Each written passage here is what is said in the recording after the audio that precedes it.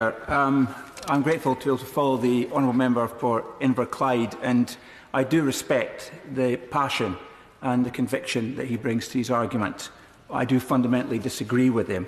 I thought the debate was opened really superbly by the Secretary of State, and I thought his predecessor, the Right Honourable Gentleman, the member for Sevenoaks, gave also an outstanding speech, as has someone I think we can rightly call appropriately in the Chamber, President Moon, the honourable member for Bridgend.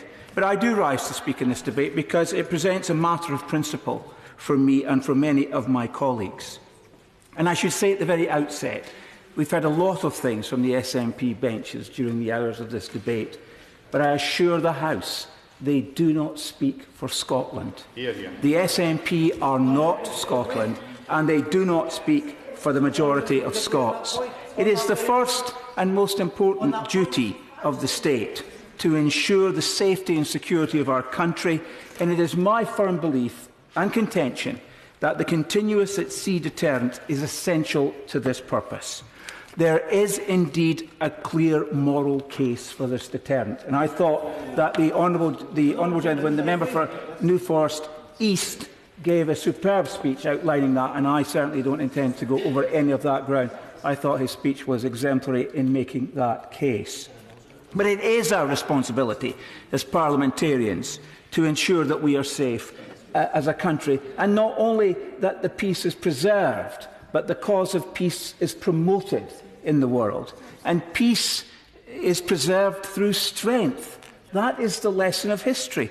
It is threatened by weakness. I thank the honourable gentleman for giving way, and he's absolutely right. The fact of the matter is, possession of nuclear weapons by the United Kingdom of Great Britain and Northern Ireland and by other countries and through NATO and the Western world is the peacemaker, because that's the deciding factor for other countries not to attack. So nuclear power gives peace, and that has been lost in this debate by some people in this chamber. Well, I'm grateful to my honourable friend for that intervention, because history does show that when there is a balance of threat in the world, then there is a very real deterrent that prevents aggression. We are... Yes, I will give way. He talks about history and peace. Can I just remind him that during the Cold War, 25% of the UN's peacekeeping force came from the 4 Nordic countries. What's wrong with a defence posture similar to them? I think, as I'm going to come on to in my speech, I think that we are indeed peacekeepers and peacemakers because of our commitment to freedom and the defence of freedom. And we are protected and ensured against aggression by our collective will and our collective commitment to stay strong. And that also means that we have to be prepared to commit resources to that end. And while we undoubtedly have the best armed forces in the world, and we're rightly proud of them, and as I've heard the Secretary of State say on a number of occasions, they represent the best of us and the best of our union, and we're rightly proud of their operational capabilities and the reach. I do worry that they're simply not big enough for everything we ask of them. And I would remind the House, which I know needs little or no reminder of this, but behind our men and women in the Queen's uniform, there are families. Now, Scotland's national motto is, and I hope that you'll forgive me my schoolboy Latin, is Nemo me impune lacessit.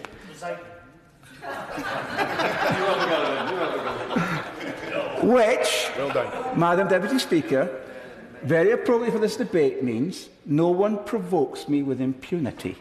And in Scots we might say, wha dare meddle with me?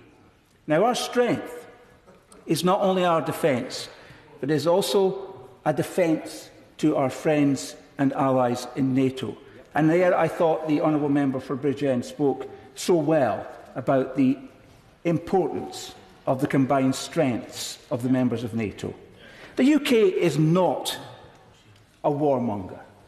We take our obligations on nuclear non-proliferation seriously and remain as a country committed to the long-term goal of a world without nuclear weapons. And I thought that the contribution from another one of my friends on the other side of the House, the member for Gedling, was an outstanding contribution in respect to that issue.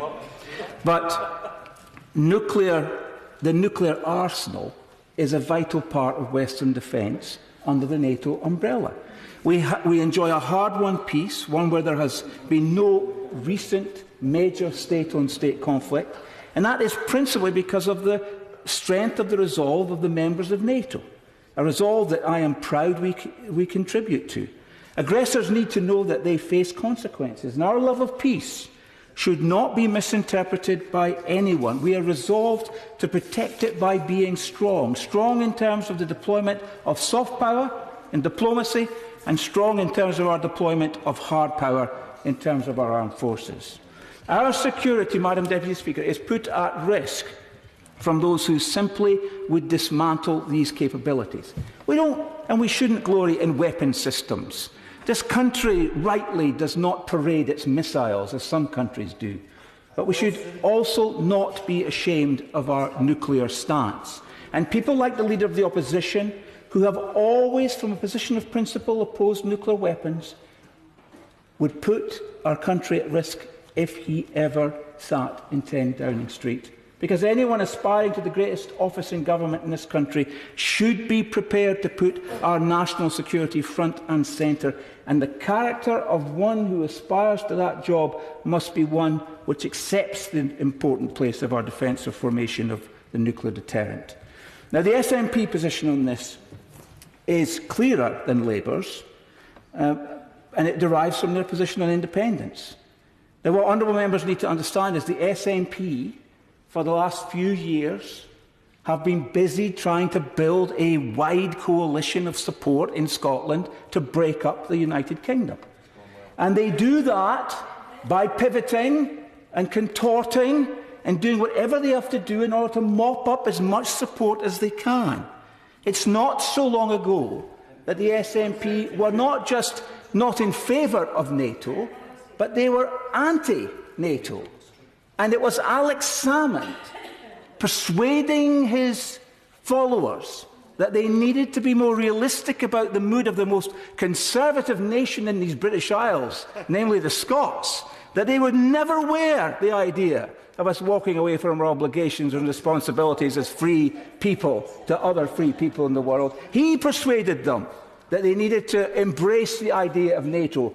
And they have this half-hearted position while saying that they will be on NATO on certain conditions, and those conditions would make them unsuitable and inappropriate to be members of NATO.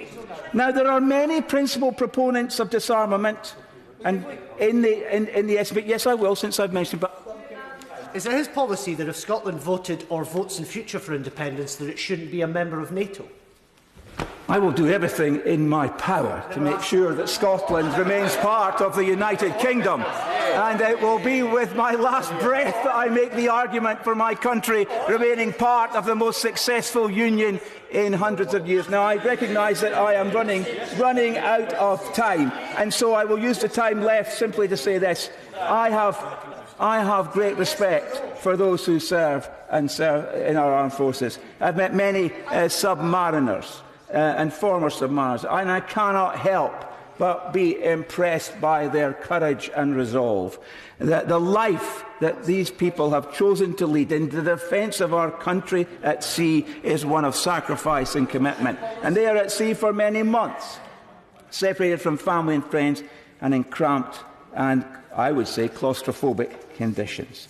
So, Madam Deputy Speaker, there is no doubt in my mind about the need for a nuclear deterrent continuously at sea. The world has changed and will continue to change, but the insurance policy of our nuclear submarine fleet and the missiles and weapons they carry is still an essential part of our national defence. We enjoy peace, a hard-won peace, but it is a watchful peace that requires eternal vigilance of our submariners and our armed forces and security forces and the support of our nation's parliament. They deserve our support. Kerr Monaghan. Madam Deputy Speaker, and if I could start by declaring my interest. My husband served on Trident submarines for most